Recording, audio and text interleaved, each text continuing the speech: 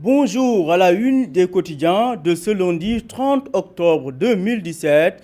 Le quotidien titre Thierno Alassane Sall lance la République des valeurs en y associant un tas de diatribes contre Macky.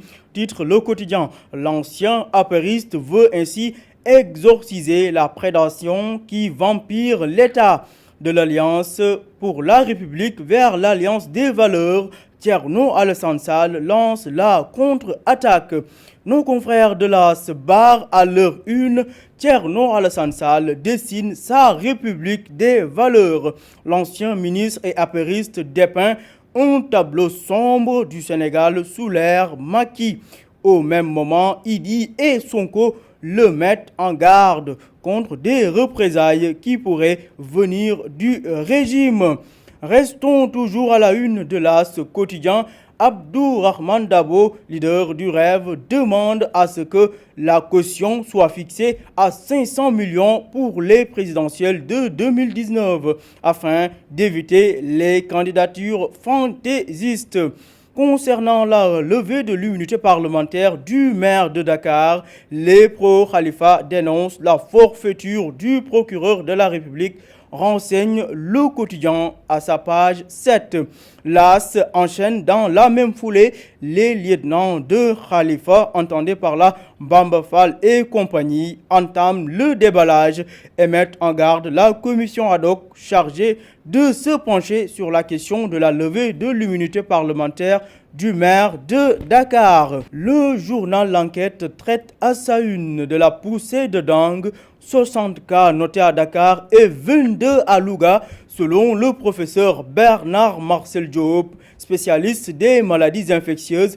La dengue de type 3 est en train de se propager au Sénégal. Chose inquiétante, il n'y a pas de médicaments contre le virus ni de vaccin pour le moment. À la page 6 de l'enquête, nos confrères reviennent sur le cas de l'imam Daou, détenu depuis 2 ans pour apologie du terrorisme. Les souffrances de l'imam Daou, titre l'enquête. Souffrances qui inquiètent également Amnesty, qui égrène ces mauvaises conditions de détention dans les colonnes du quotidien.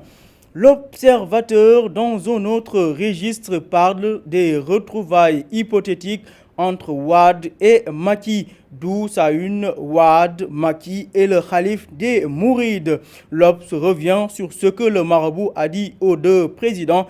La réconciliation est activement voulue par le calife de Touba. Les détails à lire à la page 3 de l'Obs. Vox Populi nous fait part à sa une des révélations choc d'un ex-directeur d'hôpital, Dr Youssou Ndiaye, puisque c'est de lui qu'il s'agit.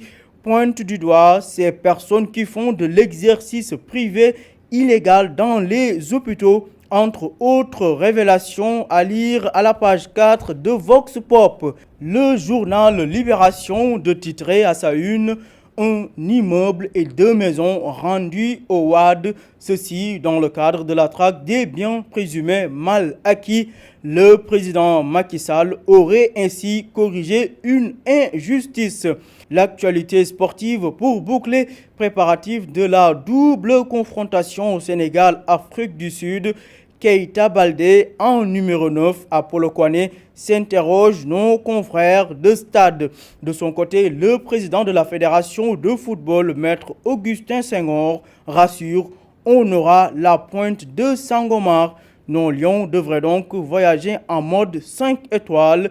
À vos journaux et bonne lecture.